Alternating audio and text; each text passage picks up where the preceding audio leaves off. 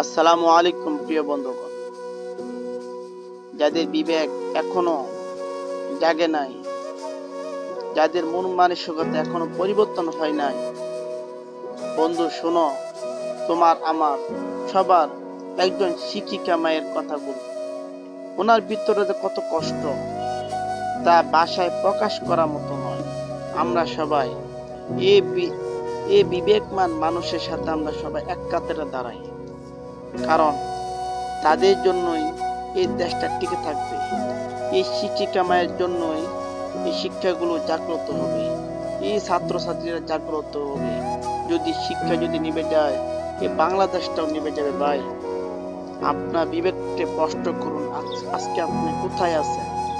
এই জুলুম কি শেষ হবে না? অবশ্যই শেষ হবে, অবশ্যই শেষ হবে। আল্লাহ পাক ছেড়ে দেন, তবে দোল্লা আর ছাড়বে না। কথাগুলো মনে রাখবেন। হাল ধরুন, ধৈর্য ধরুন, আল্লাহ পাকের কাছে দোয়া করুন, আল্লাহ পাক যাতে অতি তাড়াতাড়ি উত্তম ফয়সালা দান করুন। আমিন।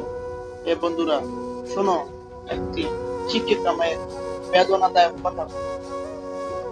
বুলেট আপনি দেখেছেন বাবা মায়ের আত্মনাদ, অভিশাপ আসমান কাঁপে। আপনাদের কাঁপে না? তার কাঁপে না? অভিশাপের ভয় হয় না? বুকগুলা ঝাঁঝরা হয়ে গেছে আমার সন্তানদের।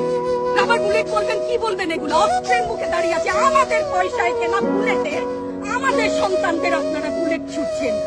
আর কত, আর কত? পুলিশ ভাইদেরকে বলি, ভেতরে তো আপনিও মানুষ, পুলিশ ভাই বলি না, ক্ষমা করবেন, মুখ থেকে বার হয়ে গেছে।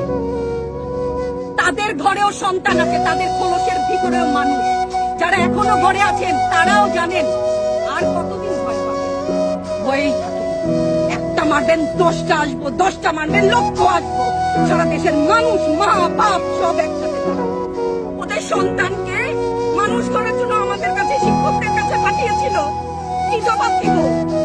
আমার তো কোনো মুখ নাই, আমি শিক্ষক, আমার ভাষা নাই।